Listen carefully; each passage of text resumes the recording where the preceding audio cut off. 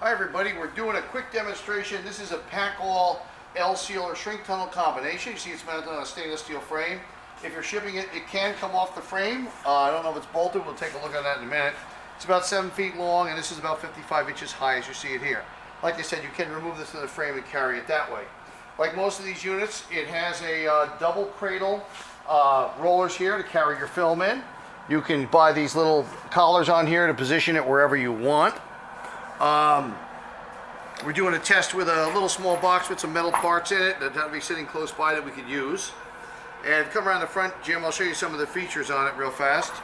Of course, like all of these, it has, this slides in and out depending on the position of your product, the size of your product, whatnot. Has an on-off control here, but the on also has a cool-down function.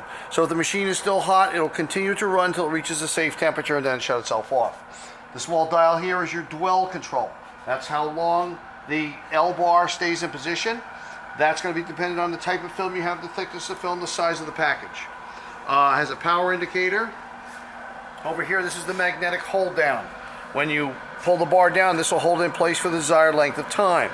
This device here, up and down, move your table up and down for different positions. You can slide it up and down. You have to loosen it and push it back down or pull it up. So we're just keeping it in the upper position right now.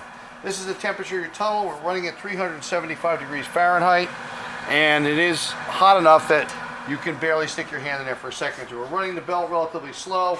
We've tried a couple of these already, so let me show you how it does. The operator slides the package in between the film, which is split here. Slide the package into the sealing area. Make sure you have film on both sides. You want to pull it down pretty hard so it locks in place. The burner should poke a small hole in the next package, so we don't have one in here. So it may balloon up on us. Now, if you're getting a good seal, it should release from the film right away, and it'll leave your sealed edge here. This will have to be cut away. In a more sophisticated machine, that's constantly being taken away as well. So just drop it in, it'll fall onto the belt. Let's see at this speed and temperature. These things do take a little bit of trial time to see how well they're working, or works best. And there you go. You got a pretty good shrink. Obviously, this isn't the correct film size. Pretty tight on there.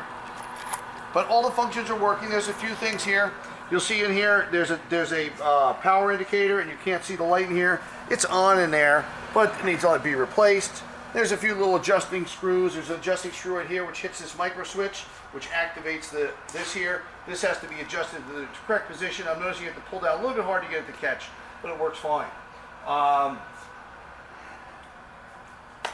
We have lots of shrink equipment in our stock, so we do hope to see and hear from you soon. Thanks for joining us today.